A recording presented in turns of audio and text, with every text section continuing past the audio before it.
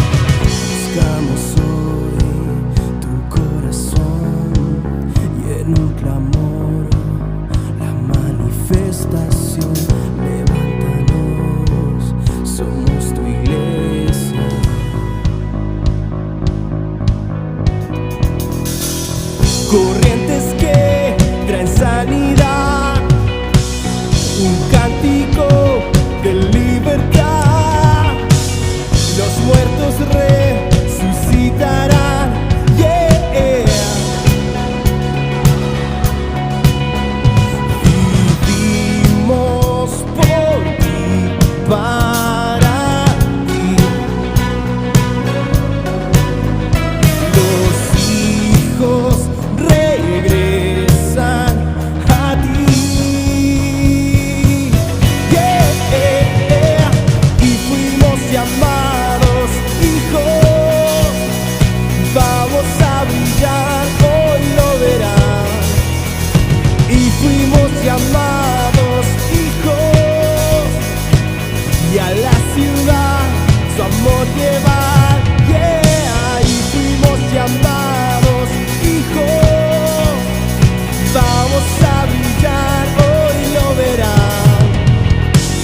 fuimos llamados hijos, y a Jesús hoy levantar en la ciudad.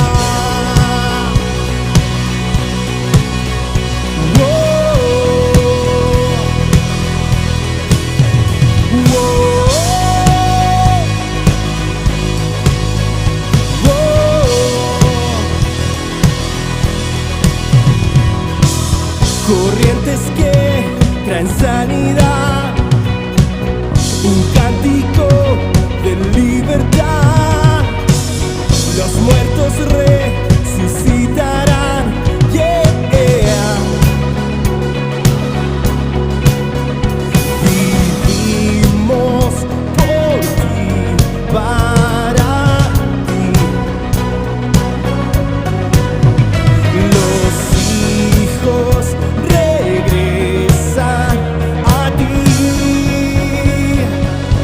yeah.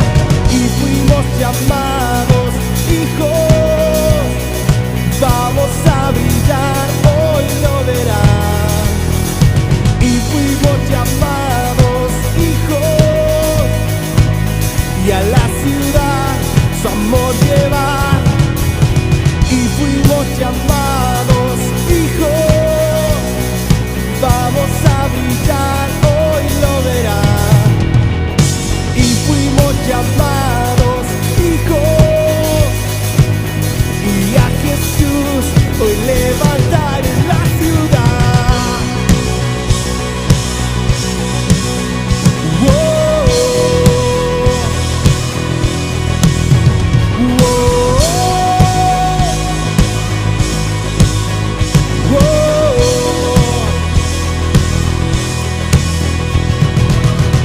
Y a Jesús hoy levantar, y a Jesús hoy levantar en la ciudad.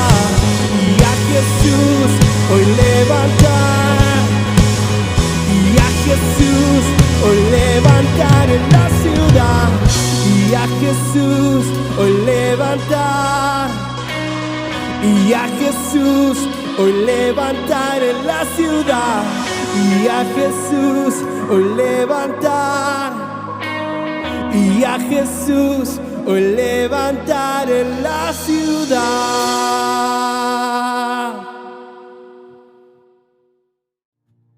Amén. Que el Señor bendiga, ¿cierto?, esta alabanza que han entonado mis hermanos. Continuando con el mismo Salmo 27, del versículo 4 en adelante, dice: una cosa he demandado a Jehová, esta buscaré, que esté yo en la casa de Jehová todos los días de mi vida, para contemplar la hermosura de Jehová y para inquirir en su templo. Porque Él me esconderá en su tabernáculo en el día del mal, me ocultará en lo reservado de su morada, sobre una roca me pondrá en alto. Luego levantará mi cabeza sobre mis enemigos que me rodean, y yo sacrificaré en su tabernáculo sacrificios de júbilo, cantaré y entonaré alabanza a Jehová. Amén. Hermoso, hermoso salmo.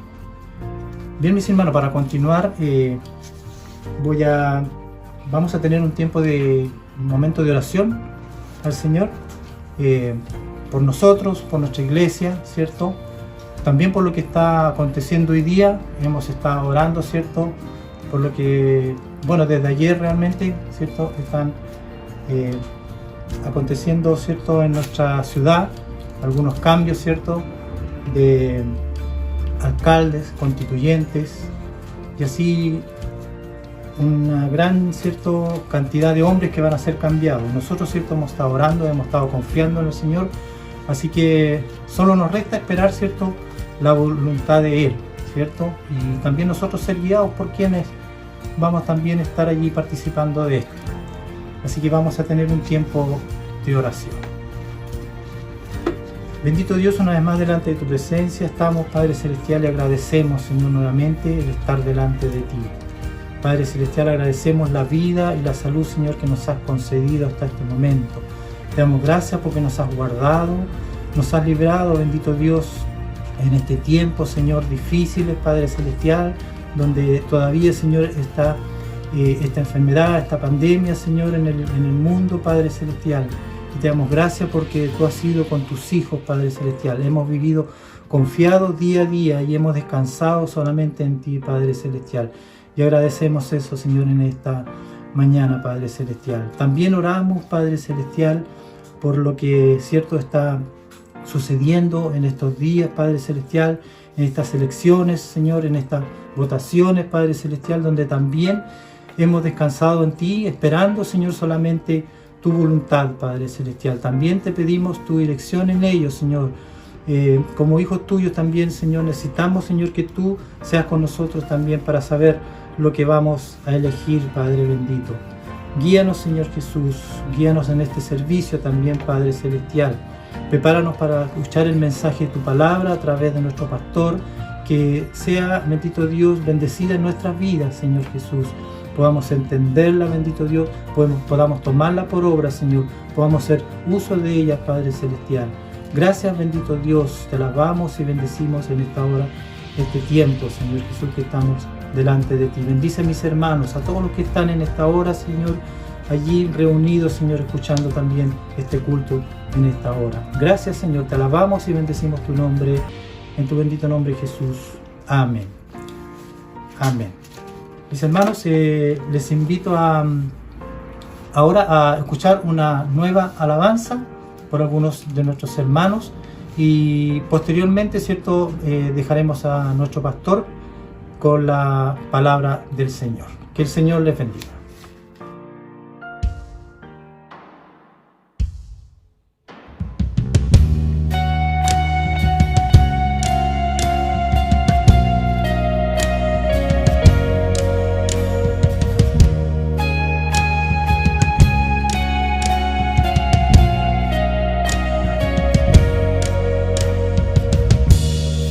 Antes de hablar, tu voz podía oír. Has sido tan bueno para mí. Antes de respirar, soplaste tu aliento en mí. Has sido tan bueno para mí. Oh, tu amor me envuelve, me sostiene, amor sin condición. Me persigue y deja las 99 y va por mí. No puedo ganarlo ni merecerlo, tu amor se entregó por mí. Oh, tu amor me envuelve, me sostiene, amor sin condición.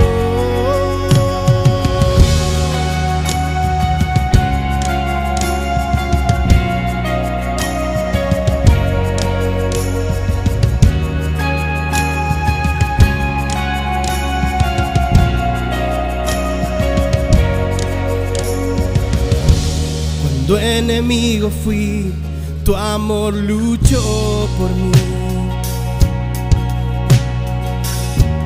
Has sido tan bueno para mí. Cuando indigno fui, pagaste el precio por mí. Has sido tan bueno para mí.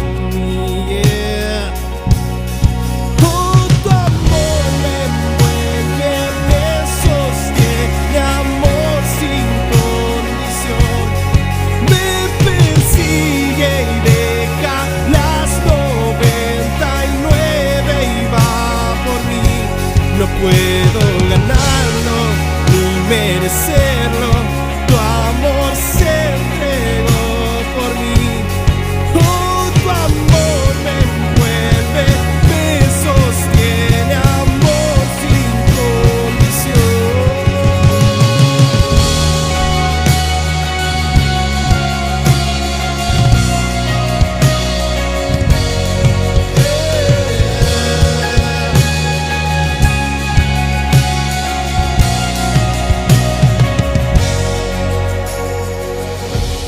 sombra que no alumbres, monte que no escales para encontrarme a mí.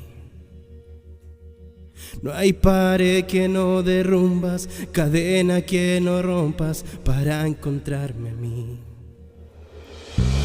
No hay sombra que no alumbres, monte que no escales para encontrarme a mí. No hay pared que no derrumbes, cadenas que no rompas para encontrarme. No hay sombra que no alumbres, monte que no escales para encontrarme a mí. No hay pared que no derrumbes, cadena que no rompas para encontrarme a mí. No hay sombra que no alumbres, monte que no escales para encontrarme a mí. No hay pared que no derrumbes, cadena que no rompas para encontrarme a mí. Con tu amor me envuelve, me sostiene, amor sin condición. Me persigue y deja las 99 y va por mí. No puedo ganarlo ni merecerlo, tu amor se entregó por mí. Oh, tu amor me envuelve, me sostiene, amor sin condición.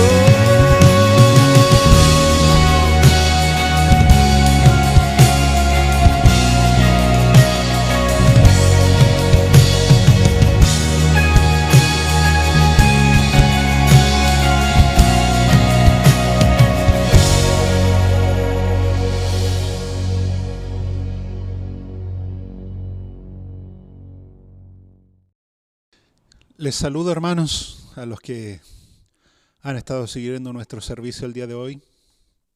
Y de manera rápida yo quiero invitarles a que puedan tomar su Biblia si es que no la tiene, abrir su teléfono si es que sigue la aplicación o tiene alguna aplicación de la Biblia allí y acostumbra a leerla. Y pueda ubicarse en el Evangelio de Marcos capítulo 14. Capítulo 14. Vamos a dar lectura a los primeros 11 versículos y allí vamos a tener nuestra porción de la palabra para este día. Dice así: 2 días después era la Pascua y la fiesta de los panes sin levadura, y buscaban los principales sacerdotes y los escribas cómo prenderle por engaño y matarle. Ese es el versículo 1. Versículo 2. Y decían: no durante la fiesta, para que no se haga alboroto del pueblo. Pero estando él en Betania, en casa de Simón el leproso, y sentado a la mesa, vino una mujer con un vaso de alabastro de perfume de nardo puro de mucho precio, y quebrando el vaso de alabastro se lo derramó sobre su cabeza.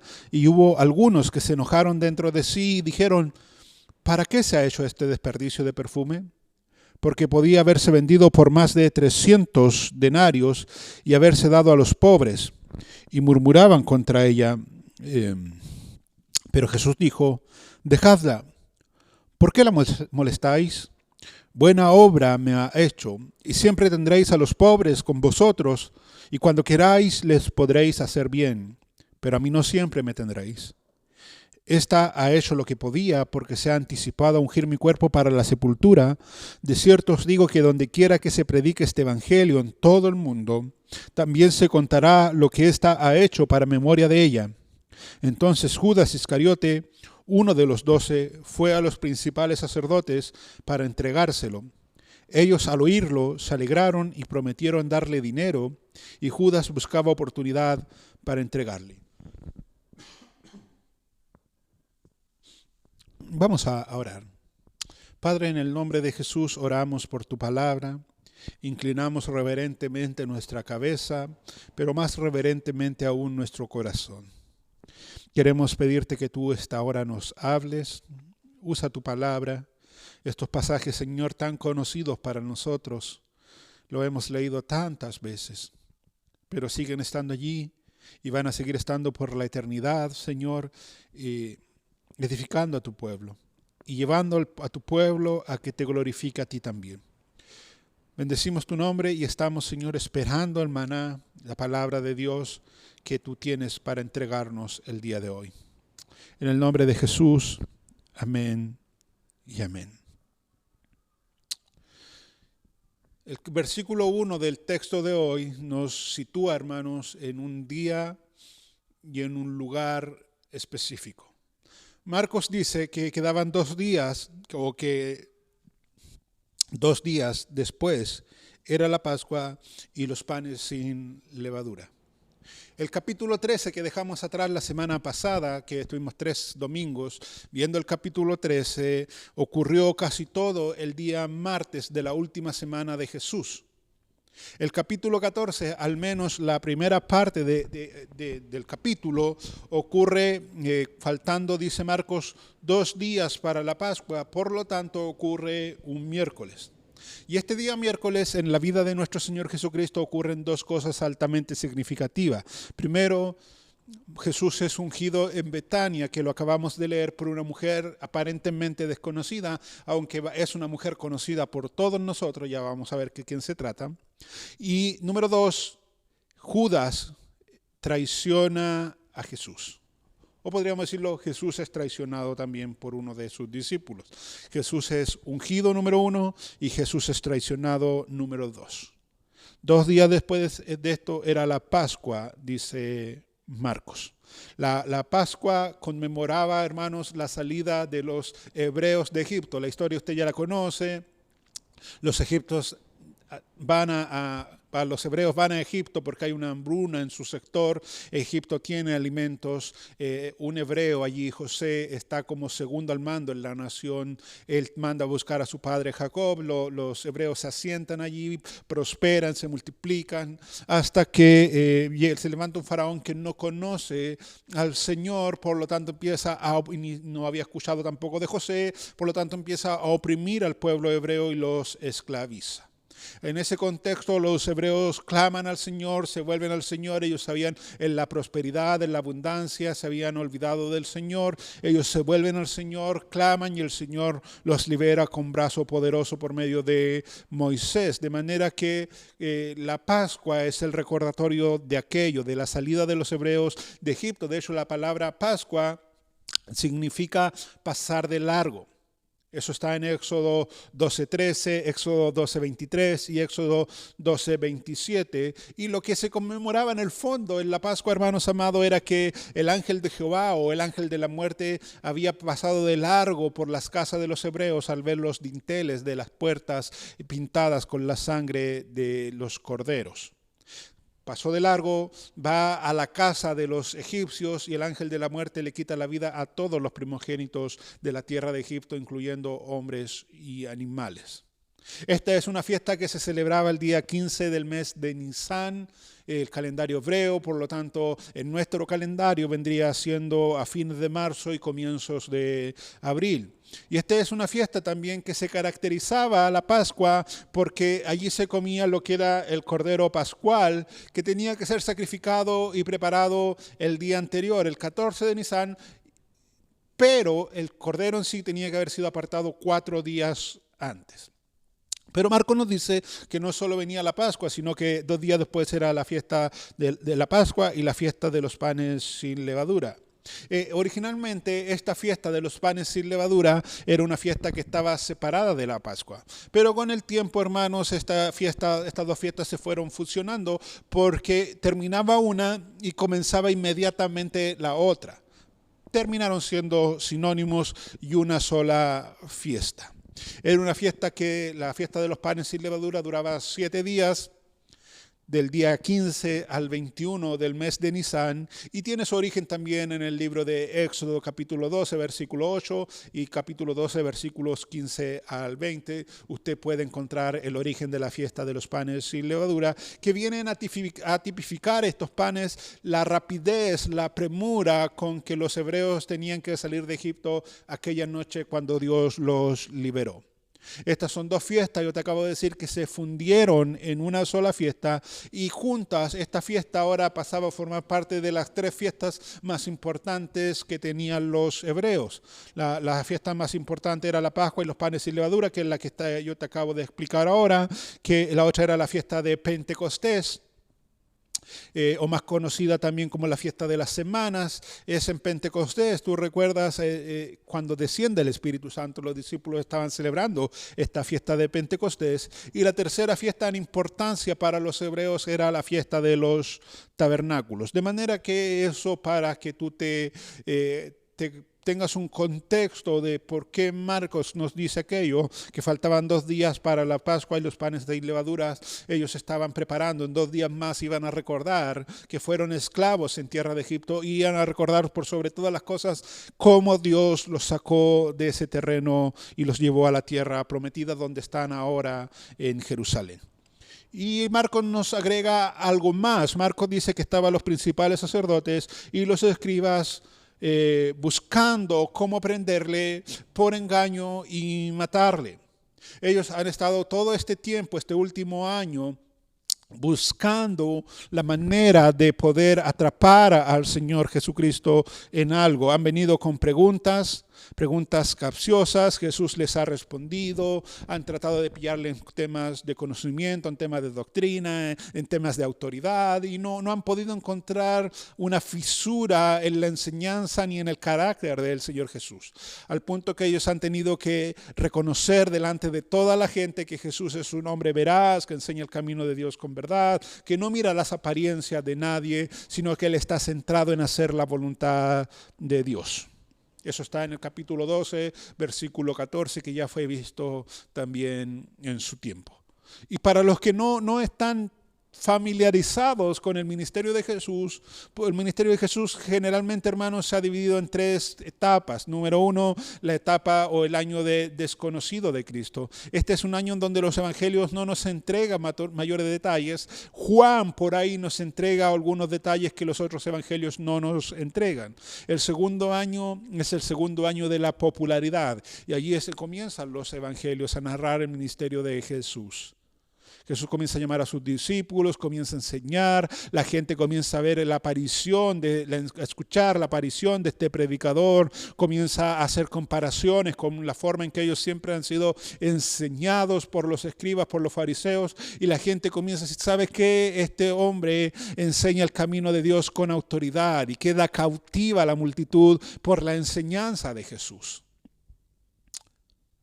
Pero los fariseos comienzan a mirar con recelo, comienzan a ver que hay alguien que se está llevando la atención de las multitudes, y ellos comienzan a no tomar eso de buena manera. Y el tercer año ya es conocido, hermanos, como el año de la oposición, y durante este año una y otra vez, ellos no solo miran con recelo, sino que ahora derechamente lo que hay en el corazón sale a relucir, y ellos quieren matar a Jesús, lo quieren desacreditar, para que la gente no esté con él, sino que la gente vuelva a centrar su vista y su atención en ellos.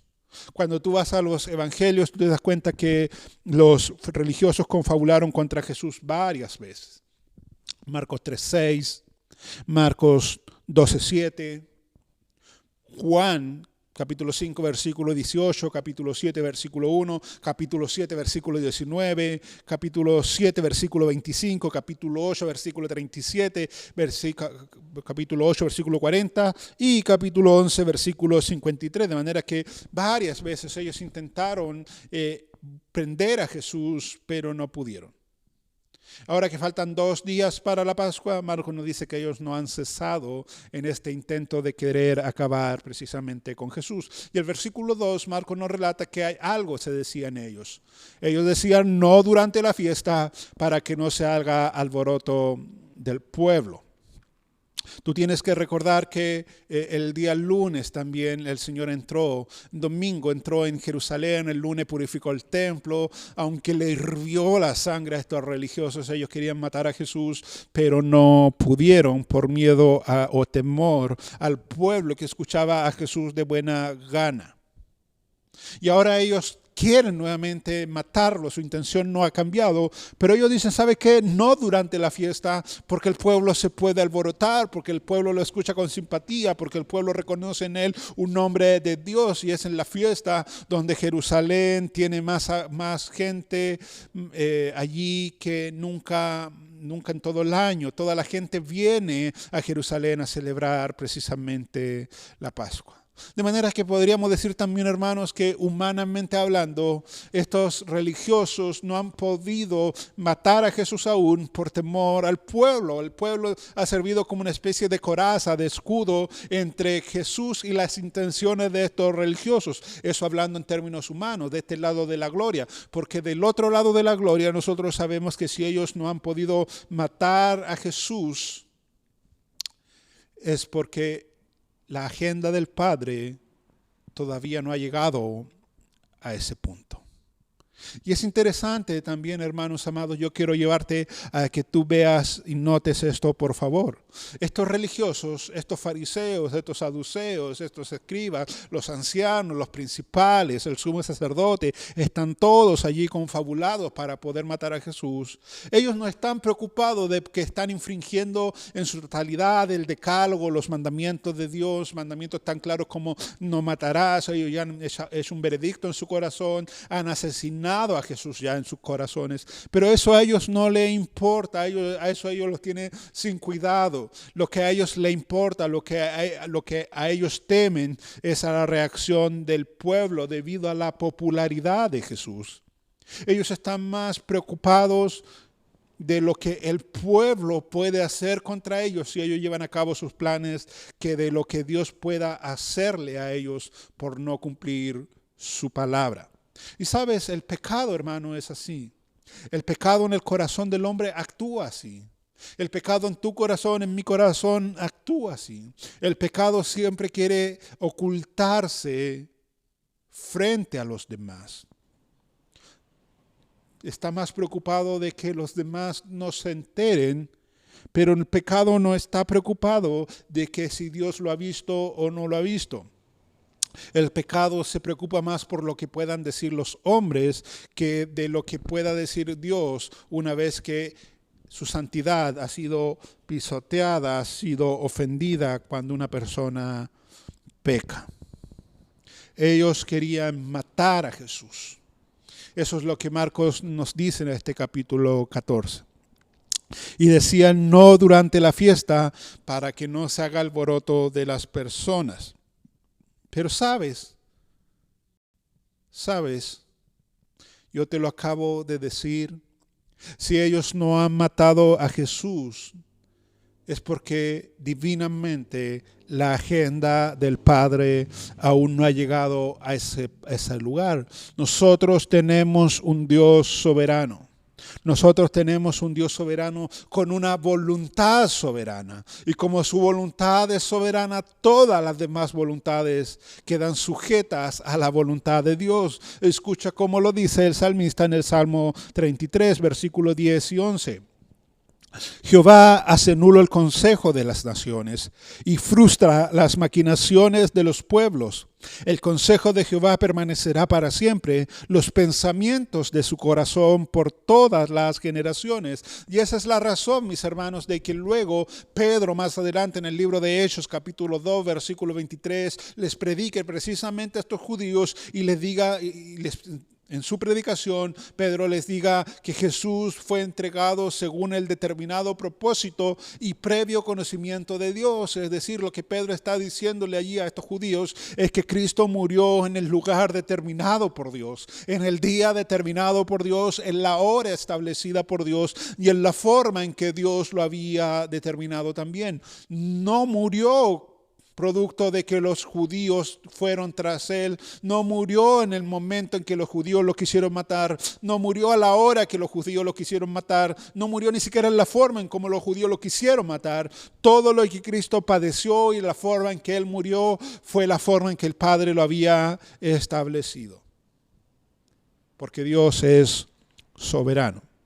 Y una vez que Marcos nos ha mostrado, hermanos, eso que se está tramando en Jerusalén, cómo estos religiosos quieren acabar con Jesús, Marcos nos hace retroceder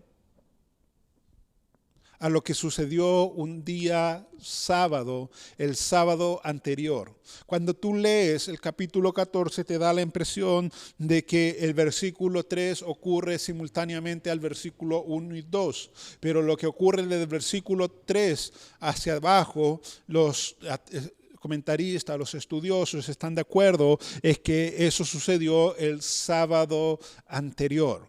¿Qué sucedió el sábado anterior? Lo siguiente. Dice el versículo 3, pero estando él en Betania, en casa de Simón el leproso y sentado a la mesa. En Jerusalén se está tramando la muerte de Jesús, pero Marcos nos hace retroceder al sábado cuando Jesús estuvo en Betania, en casa, dice Marcos, de Simón el leproso y estaba sentado a la mesa. Betania está a 5 kilómetros de Jerusalén. Es la ciudad, es el lugar donde vivía María, Marta y Lázaro. Y ahora Jesús, dice Marcos, estaba ese día sábado en Betania, en casa de Simón, sentado a la mesa, de manera que el sentado a la mesa implica obviamente que Jesús está comiendo con este Simón, que Marcos agrega que era leproso. Nosotros no sabemos con claridad quién es Simón. No lo sabemos. Lo que sí sabemos, porque el texto lo dice, es que tuvo tiempo pasado lepra. Él no tenía lepra en ese momento. Los leprosos cuando tenían la lepra no podían estar en contacto con gente. Es más, eran aislados, eran sacados de la ciudad. Y cuando una persona venía por el camino y estaba el leproso levantaba su mano y comenzaba a decir, leproso, leproso, para que la gente le haga el quite y no tenga contacto con el leproso. De manera que este Simón tuvo lepra, pero ahora ya no la tenía, sino que se había sido sanado. Esta es una persona que no solo había sido sanada, sino que además seguía siendo estigmatizada por la lepra, al punto que quedó conocida como Simón el leproso. Imagina por un momento lo que eso implicaría para este Simón. Yo no sé de qué pecado te sacó, te rescató el Señor. Pero ponte por un lugar, imaginemos que a fulano lo sacó el Señor de las mentiras o de la droga y el fulano ahora es una criatura nueva, como dice la Escritura, una nueva criatura, una nueva vida, una nueva cosmovisión. Pero entra a la iglesia y todo dice, oye, allí viene fulano, el drogadicto. Fulano el mentiroso, porque quedó estigmatizado con su pecado anterior y eso es lo que le pasó a Simón. Él quedó estigmatizado por los demás al punto que lo seguían conociendo como Simón el leproso. Él no tenía lepra, él fue sanado. Y lo más probable, mis hermanos, es que haya sido sanado por Jesús de manera milagrosa. Probablemente Simón haya sido uno de los tantos leprosos que Jesús limpió y que producto de aquello, ahora que Jesús está en Betania, el lugar donde vivía este Simón, él haya hecho una comida en honor a Jesús como forma de gratitud, tal como lo hizo Mateo cuando Jesús lo llamó. Tú recuerdas, lo primero que Mateo hizo fue hacer una comida en honor a Jesús. O Zaqueo, una vez que Jesús le dice, hoy la salvación ha venido a tu hogar, Zaqueo, yo voy a cenar contigo. Zaqueo preparó un gran banquete para celebrar a Jesús. Ellos están allí, en casa de Simón. Y es allí donde Marcos nos dice que vino una mujer con un vaso de alabastro de perfume de nardo puro, de mucho precio, y quebrando el vaso de alabastro se lo derramó sobre su cabeza. Vino una mujer, Marcos no nos entrega detalle quién es esta mujer, pero cuando tú vas al Evangelio de Juan, tú te das cuenta de que esta es María, la hermana de Marta. Y fue María la que entró con este vaso de alabastro. El alabastro era una piedra parecida al mármol que se pulía y se hacían unos vasos puntiagudos donde se echaba el perfume para que pudiese salir de manera medida, en gotas. Pero el texto nos dice que María no solo no echó gotas en la cabeza de Jesús, sino que María derechamente rompió este vaso y derramó todo el perfume en la cabeza de Cristo. Es más, Marcos nos dice también que este era un perfume de nardo puro. El nardo, hermanos, es una planta que provenía de la India. Y traer la planta, el nardo de la India a Jerusalén, a Israel, era bastante trabajoso. Producir este perfume era trabajoso también. De ahí que el perfume resultante del nardo era un perfume de mucho precio. Es más, Marcos dice que era nardo puro. Generalmente cuando era algo tan costoso para que pudiese durar más, la gente le echaba o lo diluía con un poco de agua. Pero este nardo, este perfume de nardo puro que María tiene, es un nardo que no ha sido diluido, sino que es un nardo puro de mucho precio. Hasta aquí aparentemente todo está normal, aunque no sé si se puede llamar normal que a una persona que está cenando le viertan un frasco de perfume en la cabeza. Pero sin embargo, o sin lugar a dudas, esto que María hizo sacó a relucir lo que había en el corazón de los demás invitados.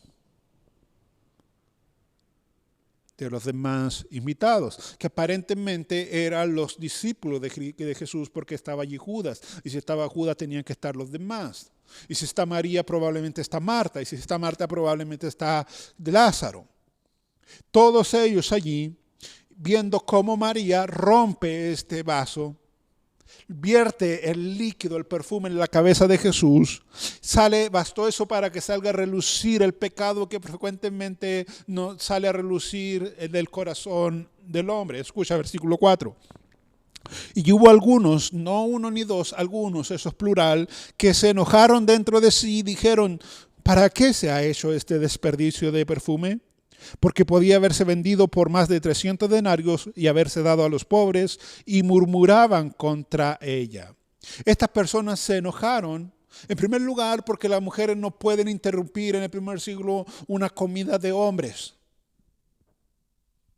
Está socialmente prohibido que una mujer interrumpa a los hombres mientras conversan o mientras comen. Pero eso en el fondo no fue lo que molestó a estos hombres. Lo que los molestó fue que María haya desperdiciado este perfume que si se hubiese vendido, dice el texto, hubiese valido más de 300 denarios. Pastor, ¿y eso es mucho dinero? Sí, eso es bastante dinero. Recuerda que un denario es el salario de un día de un obrero, de manera que 300 denarios es el salario de 300 días, casi un año de trabajo perdidos, entre comillas, en la acción de María. Yo te pregunto, ¿tú estarías dispuesto a ofrendar el equivalente a un año de tu trabajo para el Señor? Pastor, pero es que mucho dinero. Sí, puede ser mucho dinero. Pastor, pero como es mucho dinero yo no podría dar tanto. Bueno, yo te entiendo, pero esta mujer hizo aquello. Ella vertió sobre la cabeza de Jesús 300 denarios, casi un año de sueldo, casi un año de trabajo. Ahora tú entiendes un poco mejor por qué los demás se enojaron y comenzaron a murmurar: esta mujer está loca. ¿Cómo no se da cuenta del desperdicio que acaba de hacer? El texto dice aquello. Versículo 4, ¿para qué se ha hecho este desperdicio de perfume? Son 300 denarios, son el sueldo de un año prácticamente. Pero también entiendes, mi hermano, el amor de María hacia Jesús. Ahora, yo quiero que tú vayas notando lo que el texto nos va enseñando, porque toda la escritura es inspirada por Dios y entre tantas cosas es útil para enseñarnos. De manera que cada vez que nosotros vamos avanzando en la escritura, leyendo la escritura, tenemos que preguntarnos qué quiere enseñarnos el texto que está allí, que Dios ha dejado para que nosotros el día de hoy lo podamos estar leyendo como iglesia y compartiendo como iglesia. Por un lado, nosotros partimos la lectura de hoy viendo cómo los sacerdotes están en Jerusalén planificando cómo matar a Jesús, pero no lo han hecho simplemente por miedo a los hombres. Y por otro lado tenemos a Jesús en Betania, a la mesa, cenando, y viene una mujer que no le tiene miedo a los hombres y que, producto de que no tiene miedo, ella va y vierte sobre la cabeza de Jesús 300 denarios en perfume. Por un lado, en Jerusalén, los líderes religiosos, motivados por el celo, la ira, el odio, quieren cortarle literalmente, quieren matar a Jesús, quieren la cabeza de Jesús. Por otro lado, esta mujer, motivada por el amor, unge la cabeza de Jesús. Cuando esto ocurre, dice el texto que estos hombres se enojaron dentro de sí. Se enojaron dentro de sí. En otras palabras, mis hermanos, ellos la acción de María no les cayó simpático, pero ellos no querían que nadie se dé cuenta de su enojo. Nadie quería quedar como realmente lo que eran, personas amantes del dinero. Ellos se enojaron, pero seguían manteniendo para los demás su apariencia de piedad. O sea, ellos no querían dar a conocer lo que había en su corazón, al punto que Marcos nos dice, se enojaron dentro de sí. Enojo que, por cierto, fue provocado por el amor al dinero, porque raíz de todos los males es el amor al dinero. Y lo que ellos están viendo allí es una pérdida de dinero. Vertir 300 denarios en la cabeza de Jesús es un desperdicio, de acuerdo a la opinión de ellos. Y aquí es bueno, hermano, detenernos un momento y recordar que cuando nuestro corazón está puesto en el dinero o en las posesiones, somos muy rápidos para enfadarnos. Somos muy rápidos para enfadarnos cuando el dinero no está siendo utilizado de una manera que según nosotros no es la adecuada. ¿Escuchaste? Cuando nuestro corazón está puesto en el dinero, somos muy rápidos para enfadarnos cuando este dinero no está siendo ocupado en la manera en que según nosotros no es la adecuada. Por eso cuando tú diezmas o ofrendas o entregas un aporte y ves que el dinero no está siendo ocupado de acuerdo a tus criterios, tú comienzas a decir, pero yo no lo di para eso. Yo no ofrendé para que mi dinero sea gastado de esa manera. Es que esa caja no se puede tocar. Esa caja es para otros imprevistos. Porque el corazón humano, hermano, es materialista. Es un corazón que se desvía rápidamente y que justifica su amor al dinero con una aparente mayordomía de los recursos. No queremos quedar frente a los demás como personas que aman el dinero. Por lo tanto, empezamos a usar palabras para maquillar la idolatría que hay en nuestro corazón. No, es que hay que ser buen mayordomo. Estos hombres se enojaron dentro de sí y decían, ¿para qué se ha hecho este desperdicio de perfume? Porque podía haberse vendido por más de 300 denarios y haberse dado a los pobres. Y yo no creo, mis hermanos, simplemente, honestamente se los digo, yo no creo que los discípulos hubiesen dicho lo mismo si el perfume hubiese sido derramado sobre ellos, sobre la cabeza de ellos. No, ellos hubiesen estado felices si el perfume se hubiese gastado, ocupado en ellos, pero como no fue en ellos, fue en Jesús, fue un desperdicio de acuerdo a la opinión de ellos. Ellos ahora se acordaron de los pobres. Y comenzaron a decir, pero qué desperdicio. Si no lo quería, lo hubiese vendido. 300 denarios nos hubiese servido para alimentar a muchos pobres. Hubiésemos dado el dinero a los pobres. ¡Wow! Mira, qué clase de piedad. Qué personas más sensibles frente a la necesidad de los otros. Pero sabes, hermanos, hermana, eso se llama hipocresía. Hipocresía. Y la hipocresía está en el corazón de todas las personas. Por eso nosotros necesitamos que nuestro corazón sea transformado por la gracia de Cristo. El corazón humano no solo es engañoso, es engañador, es perverso, dice la Escritura. El corazón del hombre y de la mujer es hipócrita. Pastor, pero no estará siendo muy severo con el análisis. No. Recuerda que cuando las multitudes venían donde Jesús, el único que tenía compasión de la gente y sus necesidades era Jesús.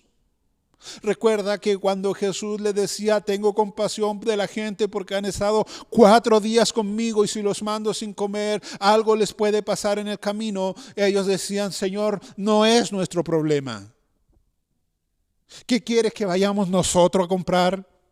¿Te acuerdas que cuando los niños venían, los niños que eran pobres, que eran desechados en el primer siglo, querían que Jesús los bendiga? Ellos se enojaban y no solo retaban a los niños, retaban a los padres de los niños, porque según ellos, los niños y los padres eran un estorbo para Jesús. Y ahora se han acordado de los pobres hipócritas.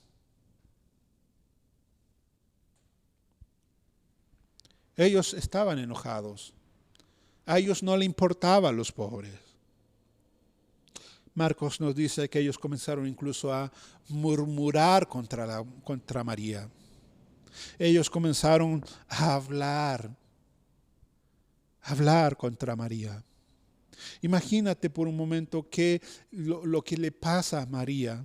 Ella lo único que ha hecho es manifestar públicamente su amor por su Señor, por su amigo, por su maestro.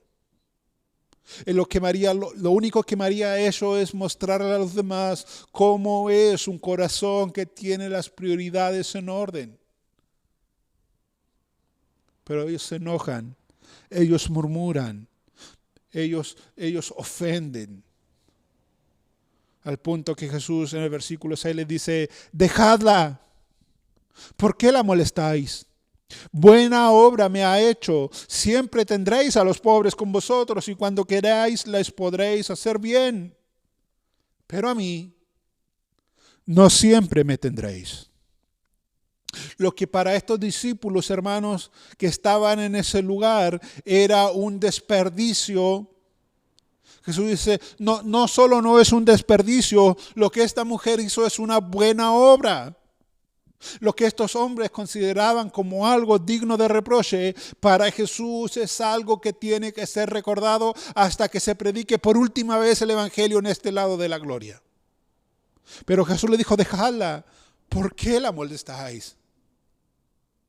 Buena obra me ha hecho. De hecho, la frase buena obra comienza con el griego kalos, que implica, mis hermanos, que lo que esta mujer hizo no solo era bueno, sino que era algo hermoso, era algo adecuado. De ahí que tú puedes ir a la versión NBI y vas a encontrar que la versión NBI traduce como ella ha hecho una obra hermosa conmigo.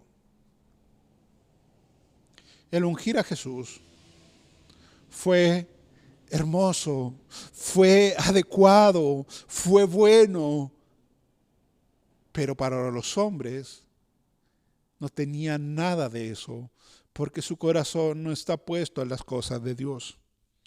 Las buenas obras, mis hermanos, las buenas obras son una evidencia de un corazón cambiado, son una evidencia de una vida regenerada.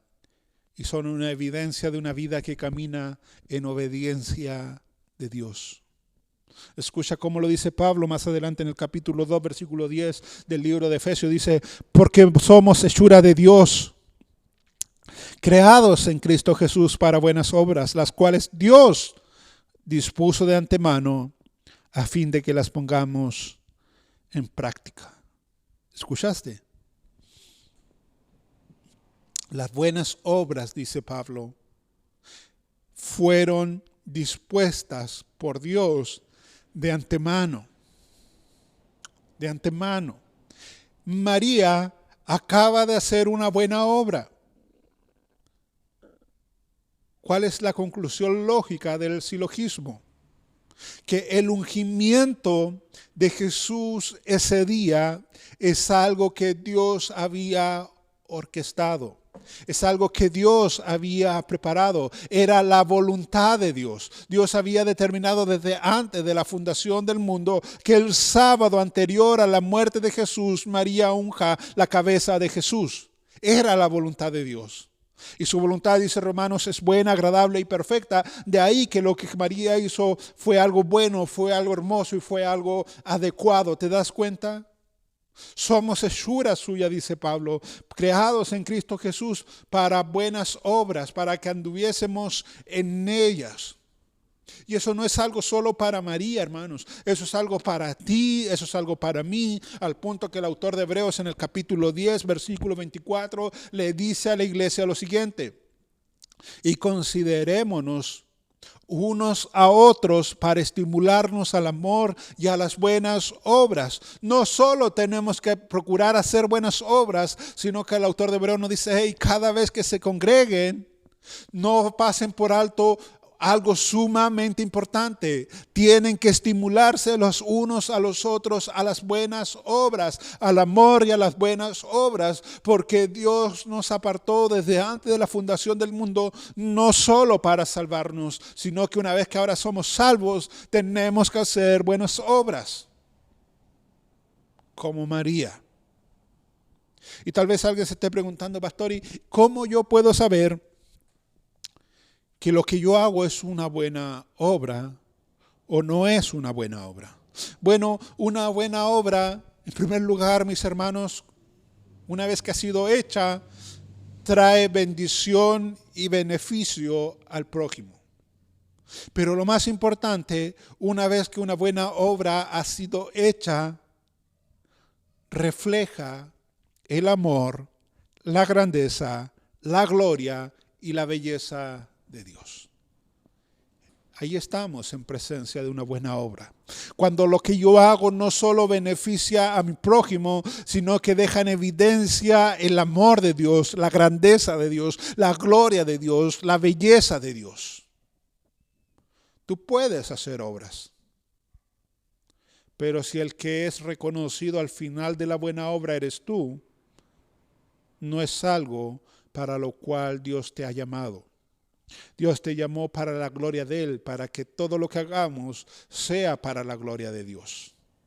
Por eso primera de Pedro capítulo 2 versículo 12 dice lo siguiente: manteniendo vuestra manera de vivir, manteniendo buena vuestra manera de vivir entre los gentiles, ahí así era.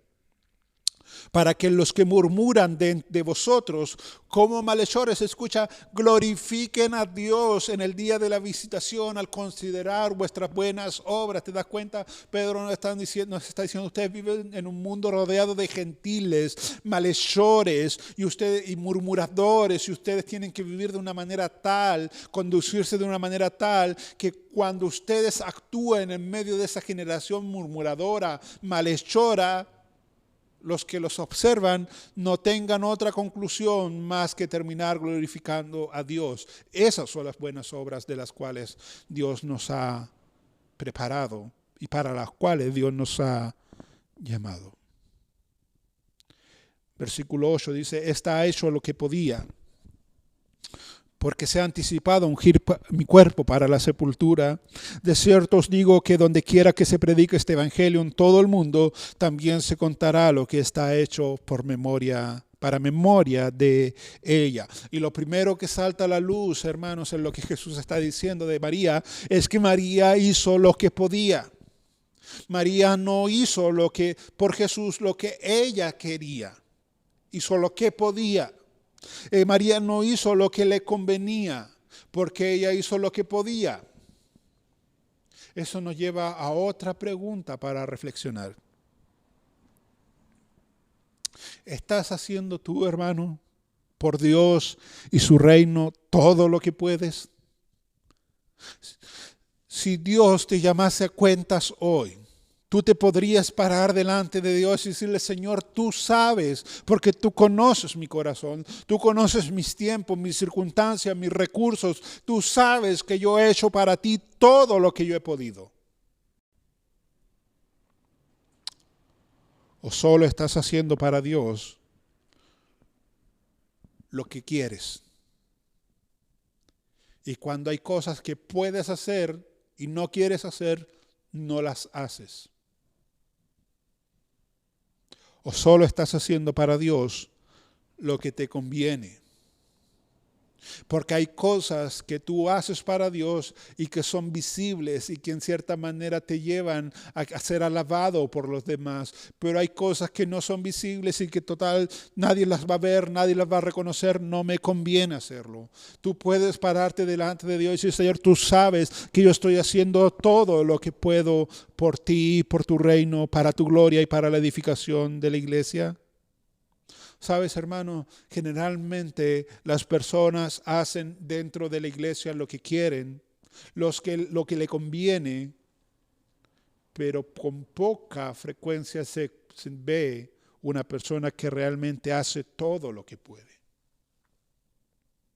María está allí para mostrarnos que nosotros tenemos que hacer todo lo que podemos hacer. Y no solamente lo que queremos hacer, cómo lo queremos hacer, cuándo lo queremos hacer, y no solamente lo que nos conviene hacer. Jesús dijo de María: está hecho lo que podía, porque se ha anticipado a ungir mi cuerpo para la sepultura. De cierto os digo que donde quiera que se predique este evangelio en todo el mundo, también se contará lo que ésta ha hecho para memoria de ella. Porque ésta se ha anticipado a ungir mi cuerpo para la sepultura. Era la costumbre, mis hermanos, que cuando una persona moría, antes de dejarla en el sepulcro, su cuerpo tenía que ser preparado con especias aromáticas, con vendas, con aceites. Pero en el caso de Jesús no va a ser así. Tú sabes que Jesús tuvo un juicio injusto con testigos falsos, una condena injusta, tuvo una muerte inmerecida y una sepultura rápida, tan rápida que aún estaba en la cruz y ya habían mandado a quebrarle las piernas para que muera rápido. Por eso al tercer día María Magdalena, María la madre de Jacobo y Salomé van al sepulcro a ungir el cuerpo del Señor el domingo, porque el viernes no pudieron, luego las pilló el día de reposo, no podían hacer nada, ellas iban a ir el domingo, ¿no? Pero no alcanzaron, Cristo había resucitado, de manera que este perfume de nardo puro fue el único preparativo que el Señor recibió antes y después de su muerte. Por eso que Jesús dice: de cierto os digo que donde quiera que se predique el evangelio en todo el mundo, también se contará lo que ésta ha hecho para memoria de ella. Porque el evangelio implica contar a las demás personas la muerte del Señor Jesús. Y no se puede contar la muerte del Señor Jesús sin contar lo que María hizo como ungimiento preparatorio para la muerte del Señor Jesús.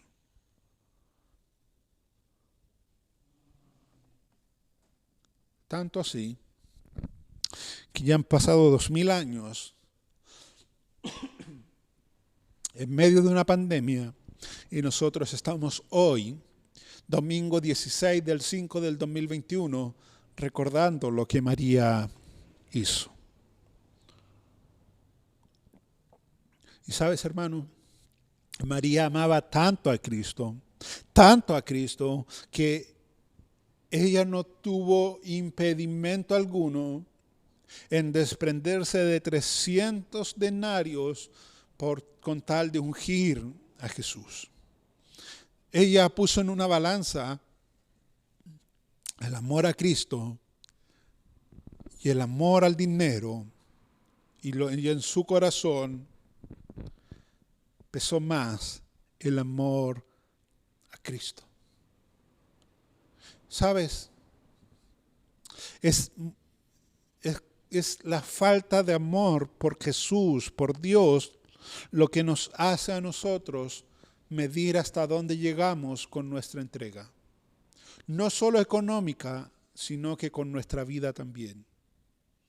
Mientras más tú amas a Dios, más fácil va a hacer que tú te entregues por completo a Dios. Más fácil te va a ser también dar recursos para la obra de Dios. Pero si tú no amas a Dios, tú no te vas a entregar a Dios. Tú no le vas a dar tus recursos para la obra de Dios. Después de todo, ¿por qué vas a querer prosperar una obra de una persona o de un Dios que tú no amas? Yo pensaba, hermanos, mientras leía la historia de María, qué pequeños somos nosotros como iglesia en estos tiempos. ¿Cómo nos hubiese mirado María si fuese parte de nuestras congregaciones? Y en general, no la cuarta, no la quinta, en general, si María hubiese sido parte de nuestras congregaciones, ¿cómo nos hubiese mirado ella?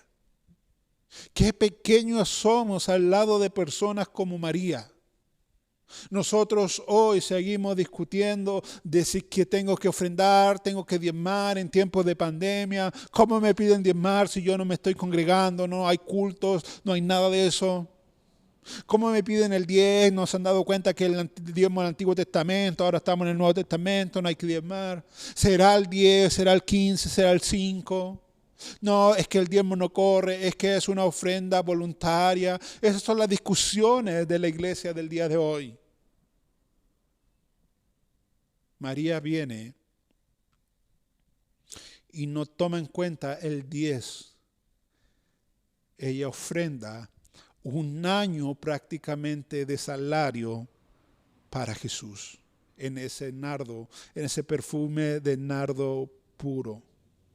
Esta mujer nos muestra que el amor de Dios a Dios es lo único que nos puede librar del amor al dinero.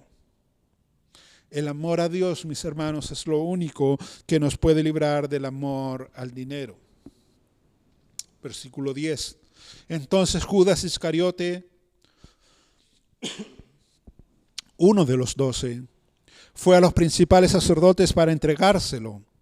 Ellos al oírlo se alegraron y prometieron darle dinero, y Judas buscaba oportunidad para entregarlo.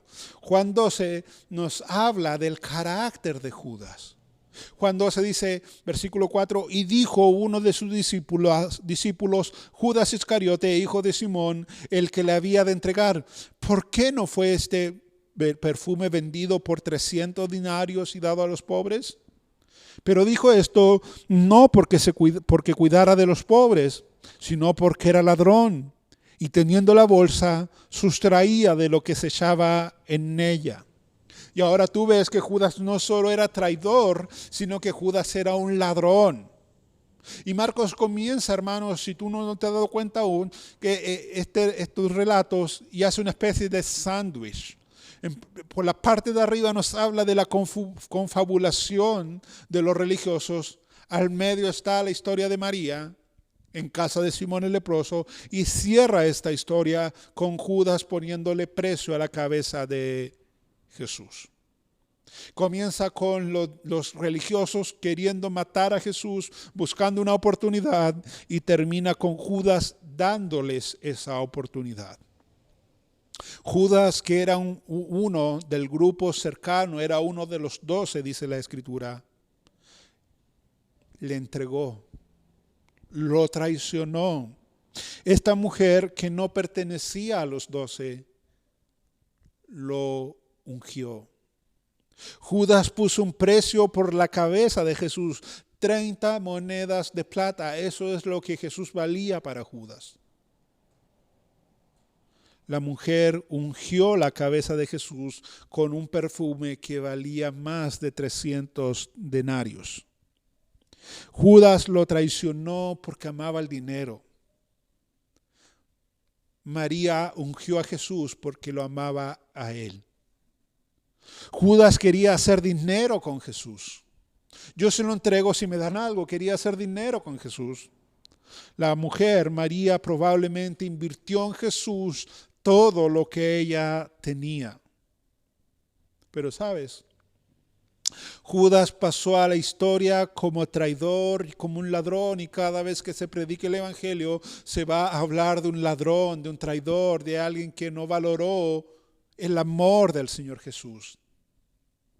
Y esta mujer pasó a la historia como la que ungió a Cristo antes de su muerte. La mujer buscó el mejor momento para ungir a Jesús. No hubo otro momento. Él no recibió él no fue ungido después. María lo alcanzó a ungir porque eligió el mejor momento. Judas buscó el mejor momento para entregarle, para traicionarle. Porque Judas, hermanos, era una persona que amaba en exceso al dinero, al punto que cuando no tenía liquidez se robaba la ofrenda que la gente daba para el ministerio de Jesús. Y como amaba en exceso al dinero, en su corazón no había amor por Jesús, porque nadie puede amar ni servir a los señores, porque o amará más a uno y menospreciará al otro. Nadie puede servir a Cristo y a las riquezas, o a Dios y a la riqueza, dice Cristo. Judas tuvo que elegir. Bueno, ya no me dieron el perfume, me conformo con 30 piezas de plata. Fue por dinero que Judas traicionó a Jesús. Y cuando tú vas al Nuevo Testamento, tú te das cuenta que es por dinero que Acán traiciona no solo a su familia, traiciona a su pueblo, a su nación, después de haber conquistado Jericó. Fue por dinero que Gehazi, el discípulo de Eliseo, terminó mal sus días, porque amó más el dinero que obedecer lo que Eliseo le había dicho. Y fue por dinero, por el amor al dinero, que Ananías y Zafiras terminaron muertos literalmente a los pies de Pedro y de los discípulos, porque ellos amaban más el dinero que a Dios.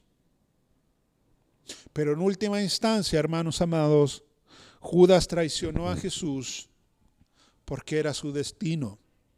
Es por eso que Lucas 22, versículos 3 y 4 nos dice que antes de que Judas entregue a Jesús, Satanás ya había entrado en su corazón. Lo triste de este relato y lo que hace más aborrecible este relato es que Judas, hermanos, fue aparentemente el que hizo el plan de cómo entregar a Jesús. Escucha versículo 10 y ya comienzo a cerrar. Entonces Judas Iscariote, uno de los 12 fue. Él fue, no vinieron a él fue a los principales sacerdotes para entregárselo. Escucha, ellos al oírlo, Judas está hablando, Judas está maquinando, Judas está poniendo las condiciones, al punto de que cuando ellos lo oyen, dice Marcos, se alegraron. Porque a ellos nada les había funcionado, ahora Judas le trae un plan viable que puede funcionar, por eso se alegran. Y prometieron darle dinero.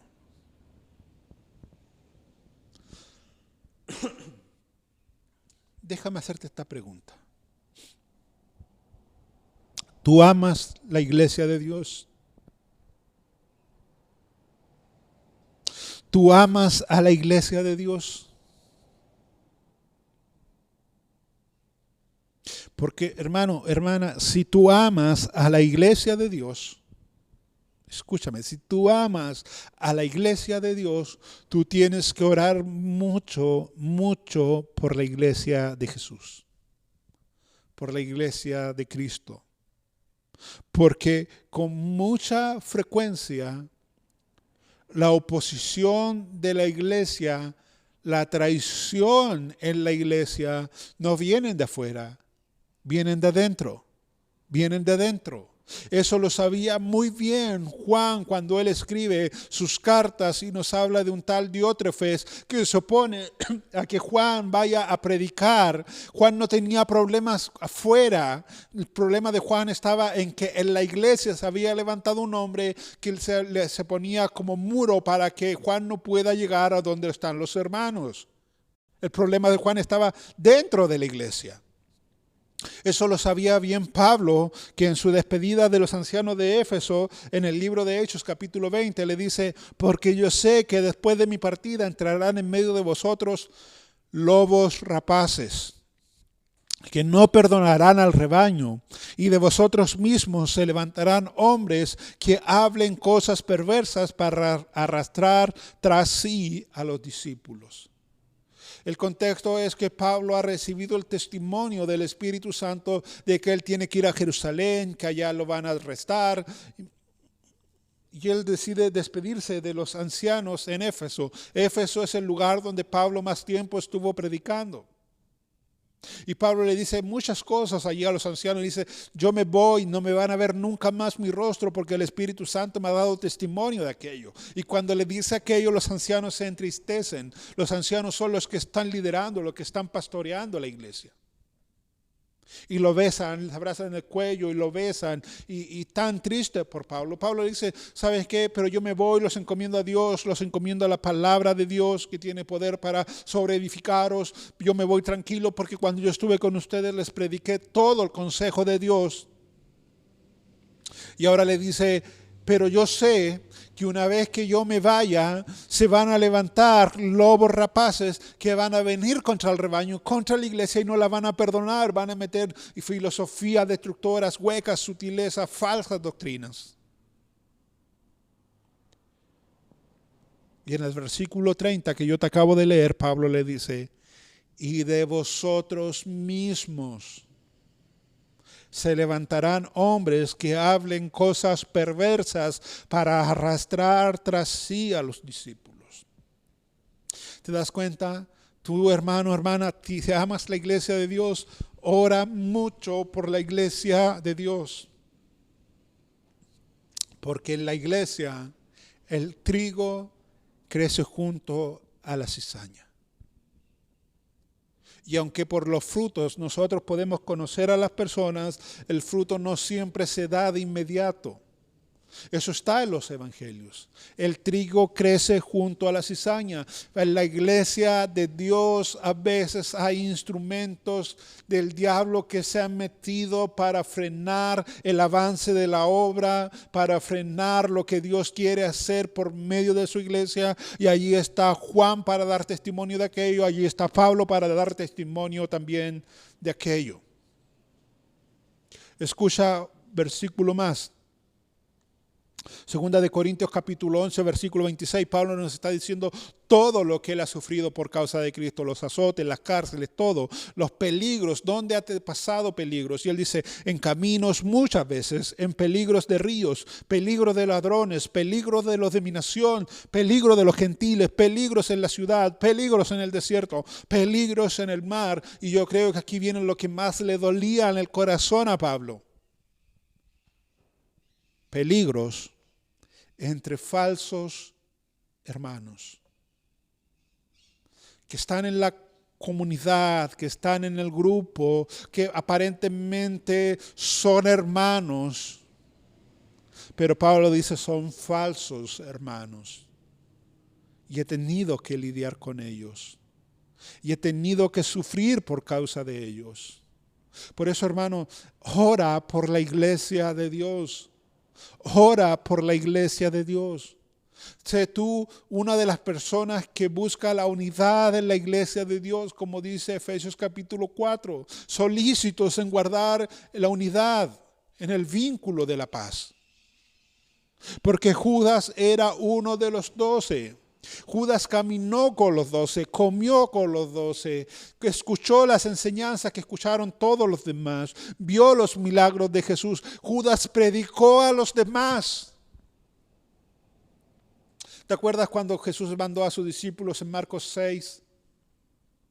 Los mandó de 2 en 2, 6 grupos de 2. Judas era uno de ellos. Judas salió y Judas predicó. Pero con todo eso, Judas lo traicionó. Uno de los 12 lo traicionó. Ya se me ha ido el tiempo, hermanos, pero finalizo con esto. ¿Por qué crees tú que María amaba tanto al Señor? Que hizo lo que hizo. La respuesta la encontramos en Lucas capítulo 10. Versículos 38 y 39, escuchan. Aconteció que yendo de camino, está hablando de Jesús, entró en una aldea y una mujer llamada Marta le recibió en su casa. Esta tenía una hermana que se llamaba María, la cual, sentándose a los pies de Jesús, oía su palabra. oía su palabra. Jesús entra a la casa de Marta, de María. Comienza a enseñar porque Él es el raboní por excelencia. Él es el maestro por excelencia. Marta piensa que lo más importante es ir a encerrarse en la cocina, es ir a preparar, es ir a revolver los huevos, es ir a preparar el mate, el café, el pan. Pero María se sienta a los pies de Jesús y comienza a escuchar. Cuando Marta se da cuenta de aquello, le dice: Maestro, mira, ¿por qué no le dices que me venga a ayudar? ¿Por qué no le dices que me venga a ayudar? Hay tanto que preparar, hay tantas cosas que hacer y ella está sentada. Dile algo. Jesús dice que María está haciendo lo que todos deberíamos hacer. Escuchar la palabra de Dios. El amor de María, hermanos, nace porque ella invertía su tiempo escuchando la palabra de Jesús, escuchando las enseñanzas de Jesús. Nosotros hoy tenemos que escuchar, tenemos que hacer esa inversión para nuestra vida de leer la palabra de Dios. Leer la palabra de Dios no es una pérdida de tiempo, es una inversión. Cuando tú sales a hacer todo lo que tienes que hacer y no has leído la palabra de Dios, tú no estás invirtiendo bien tu tiempo. Te estás haciendo como Marta y tienes que volver y tienes que sentarte y tienes que aprender. Porque cuando tú comienzas a escuchar a Jesús, tú comienzas a contemplar a Jesús, comienzas a ver la belleza de Jesús, tú comienzas a amar a Jesús. Y cuando tú le amas, tú te desprendes, tú te entregas, tú lo das todo por Jesús y por la causa de Él. Pero si tú no lees la Biblia, tú no escuchas la voz de Jesús, tú no contemplas el rostro de Cristo, tú no vas a poder amarle. Tú no vas a poder entregar tu vida como un sacrificio vivo, santo, agradable a Dios, que es tu culto racional. No vas a poder entregar tus recursos a la obra de Dios. Siempre vas a estar midiendo lo que das. Como Él era el raboní por excelencia, Él resumió todo lo que yo te acabo de decir en una sola frase, en una sola oración.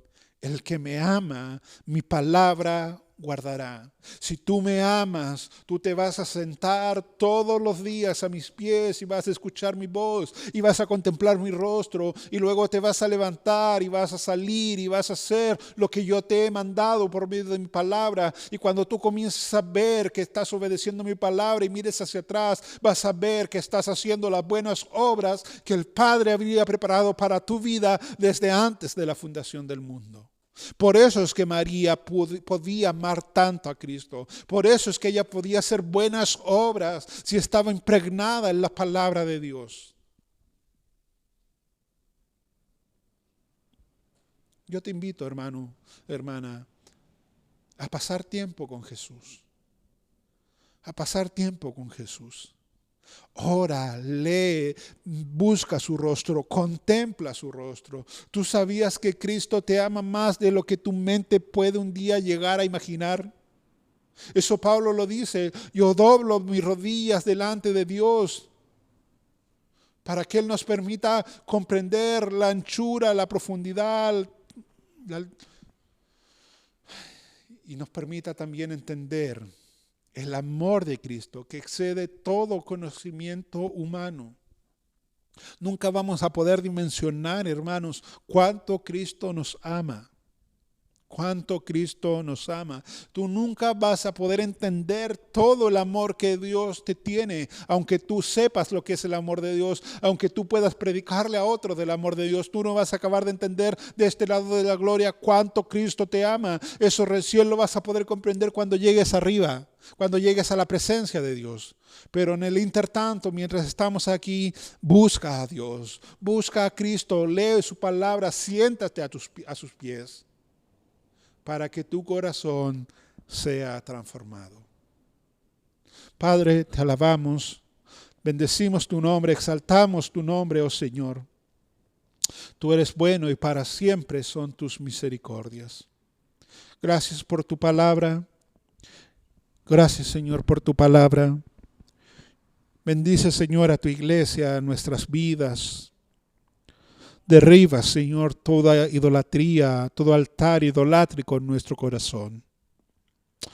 Ayúdanos a amarte como, Señor, tú quieres que nosotros te amemos. Tú eres Dios, tú eres nuestro Salvador. Y te damos gracias por Cristo, que solamente es decir ese nombre nos trae paz, quietud, esperanza, gozo. Gracias por Cristo.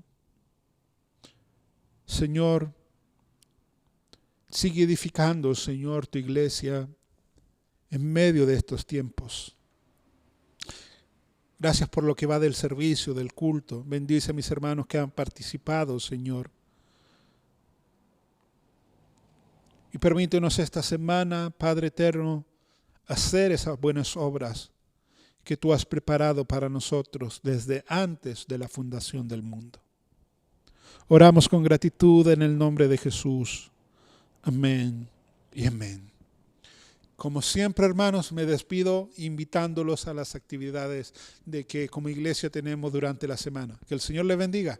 Nos vemos. Amén. Que el Señor bendiga, ¿cierto?, su palabra, que ha sido, ¿cierto?, exhortada por nuestro pastor. El Señor le bendiga también a nuestro pastor en esta mañana. Y ya para ir, ¿cierto?, culminando este culto que le hemos entregado al Señor, vamos a tener un tiempo de oración para despedirnos y agradecer al Señor por todo lo que le hemos entregado en esta mañana. Bendito Dios, una vez más delante de ti, te damos gracias porque hemos estado delante de ti, escuchando, bendito Dios, el mensaje de tu palabra, escuchando las alabanzas, bendito Dios, que nos animan día a día para seguir adelante, caminando, bendito Dios, junto a ti. Gracias por este tiempo que nos has dado junto a nuestros hermanos, junto a nuestros amigos, de poder compartir en esta mañana, bendito Dios. Te pedimos, Señor, que tú seas con nosotros en la semana que comienza, Señor Jesús, que tú nos guardes a cada uno de nuestras labores que hemos de comenzar, Señor, durante la semana. Guarda a mis hermanos, bendito Dios, a cada uno, Señor Jesús. Bendice nuestras vidas, nuestros corazones, Padre Celestial. Te alabamos y bendecimos tu nombre en esta mañana y agradecemos. Todo te lo pedimos y agradecemos en tu bendito nombre, Jesús. Amén. Le invito también, mis hermanos, a que puedan escuchar una última alabanza. Y me despido de ustedes. Chao, mis hermanos.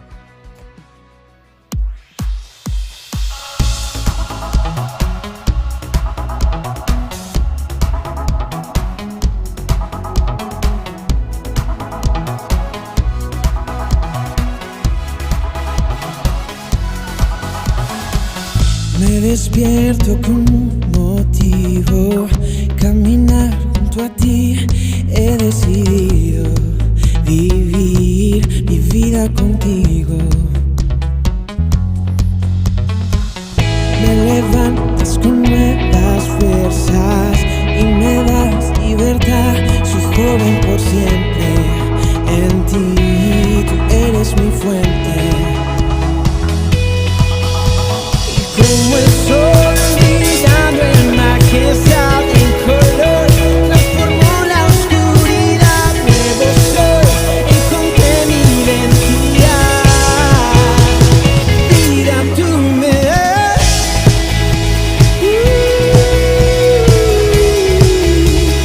Vida tú me das.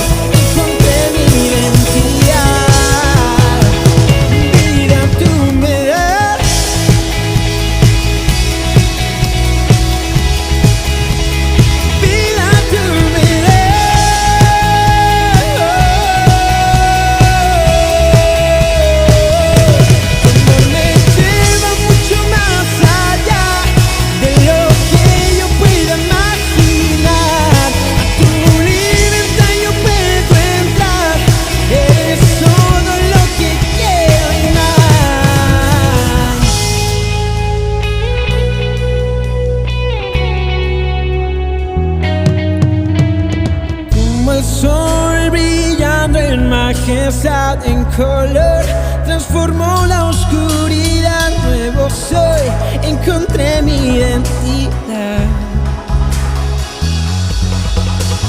Como el sol